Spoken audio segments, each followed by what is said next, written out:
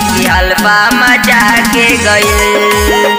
आइल जीजा के गावे 2-4 दिन खातिर बाकी हल्फा मचा के गइल।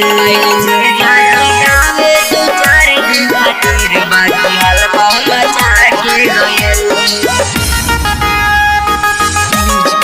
आइल जीजा के गावे 2-4 दिन खातिर बाकी हल्फा मचा के गइल। रहुअन नाम ओकर रहे मन रखनी, फगुआ में सबके चाटा के गइल चटनी। फगुआ में सबके चाटा के गइल चटनी।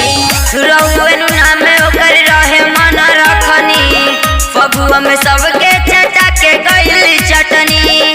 गरम पुआ खिया के गइल, गोबर माटी मिला के गइल। आइल जीजा के गावे 2-4 दिन खातिर बाकी हल्फा मचा के गइल। आइल जीजा के गावे 2-4 दिन खातिर बाकी हल्फा मचा के गइल।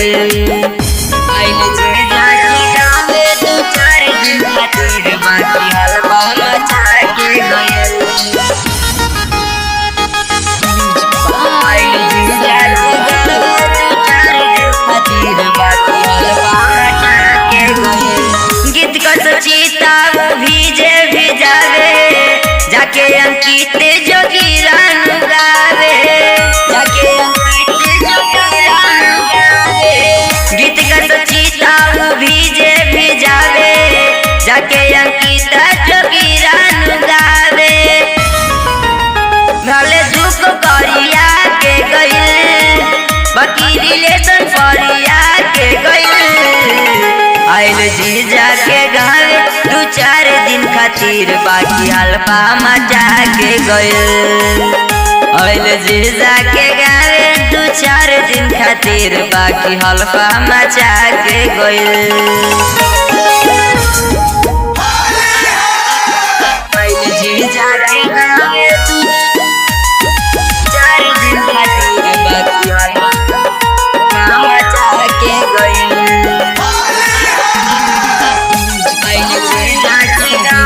2-4 दिन खातिर बाकी हल्फा मचा के गइल। पूरा गाँव हिला के गइल, सबके सरधा पुरा के गइल। आइल जीजा के गावे 2-4 दिन खातिर बाकी हल्फा मचा के गइल। आइल जीजा के गावे 2-4 दिन खातिर बाकी हल्फा मचा के गइल। जीजा के गावे 2-4 दिन खातिर बाकी हल्फा मचा के गइल। आइल जीजा के गावे 2-4 दिन खातिर बाकी हल्फा मचा के गइल। रहुअन नाम ओकर रहे मन रखनी, फगुआ में सबके चाटा के गइल चटनी। फगुआ में सबके चाटा के गइल चटनी। रहुअन नाम ओकर रहे मन रखनी, फगुआ में सबके चाटा के गइल चटनी।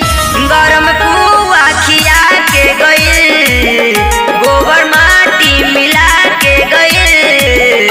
आइल जीजा के गावे 2-4 दिन खातिर बाकी हल्फा मचा के गइल। आइल जीजा के गावे 2-4 दिन खातिर बाकी हल्फा मचा के गइल। आइल जीजा के गावे 2-4 दिन खातिर बाकी हल्फा मचा के गइल। आइल जीजा के गावे 2-4 दिन खातिर बाकी हल्फा मचा के गइल। गीत कस चीता वो भीजे भिजावे, जाके अंकित जोगिरान गावे। जाके अंकित जोगिरान गावे। गीत कस चीता वो भीजे भिजावे, जाके अंकित जोगिरान गावे। भले दुख करिया के गइल, बाकी रिलेशन फरिया के गइल। आइल जीजा के गावे 2-4 दिन खातिर बाकी हल्फा मचा के गइल। आइल जीजा के गावे 2-4 दिन खातिर खातिर बाकी हल्फा मचा के गइल।